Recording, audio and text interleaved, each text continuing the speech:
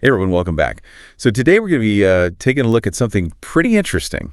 Okay. It's this global news report from back in 2016, and it's about how British Columbia was really worried about some U.S. tariffs that were being proposed at the time. Yeah, I remember this. Yeah, you know how like the 2016 U.S. presidential election was going on? Oh, yeah, for sure. And Donald Trump was like the candidate? Yeah. And he was talking about putting these tariffs, like a 25% tariff on Canadian goods. Yeah, that was pretty concerning for a lot of people. Definitely concerning, and especially for British Columbia. Right. Because they do a lot of trade with the U.S. Exactly. And before we really get into it, I want to remind everybody to hit that subscribe button if you haven't already, so you don't miss out on any of our future conversations. Good idea. So yeah, tariffs. You know, sometimes people think tariffs are just like boring taxes. Yeah, it sounds kind of dry. Right. But it's actually way more interesting than that. Yeah, you could say that. So what are tariffs really all about? Well, you're right. They are a kind of tax, but they're not like the taxes you pay on your income or at the store. Okay, so how are they different? It's more like a tool that governments use to try and protect their own industries. Oh, I see. Or sometimes even manipulate trade with other countries. Interesting. But here's the thing. Tariffs can have these like ripple effects. Ripple effects? Yeah, they can impact like entire economies, not just the ones they're aimed at. That makes sense. And this global news report, it actually lays out some pretty scary numbers for BC. Oh, yeah. Specifically, it talks about a potential hit of like $3.6 to $6.1 billion Wow. in corporate revenues annually. Yeah.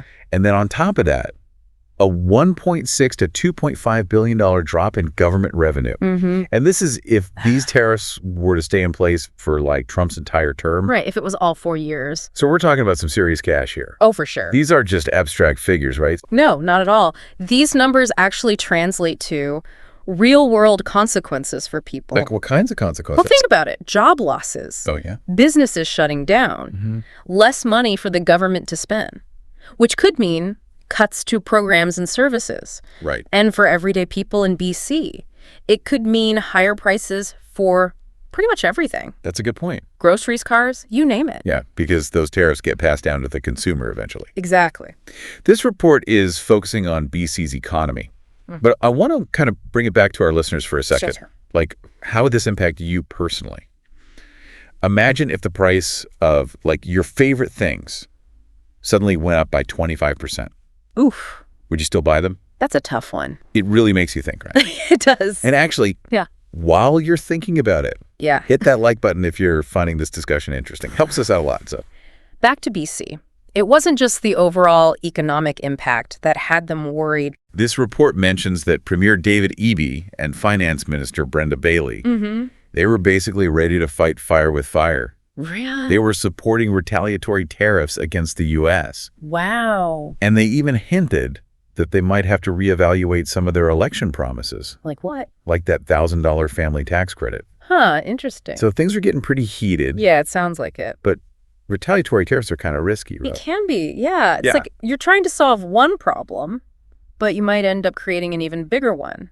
How so? Well, they can escalate trade disputes, Oh, yeah. and then nobody wins. It turns into a trade war. Exactly. Instead of like a quick fix, you end up with a full-blown trade war. Yeah, that's not good for anyone. Nope.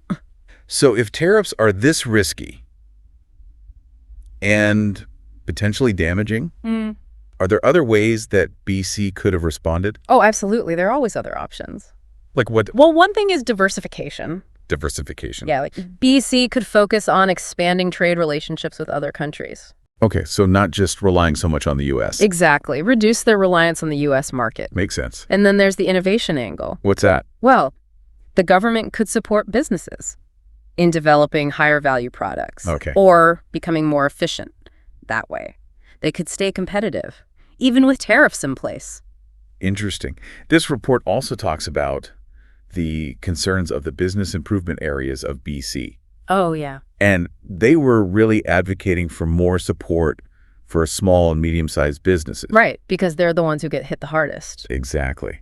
And they have this one quote that really stood out to me. What is it? It says, "Business is under the gun.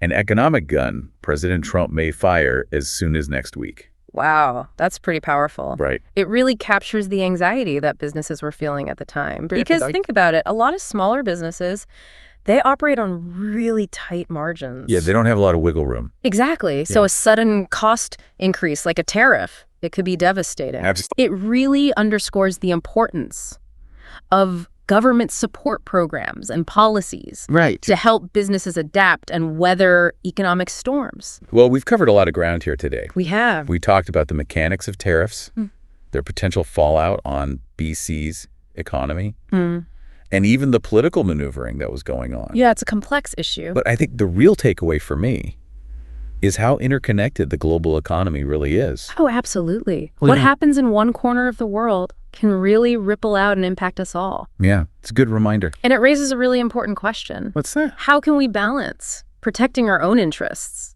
with fostering a stable and cooperative global trade system? That's a good question. It's something we all need to think about. Well, on that note, we're going to wrap things up for today. But before you go, make sure to subscribe and give this episode a like if you enjoyed it.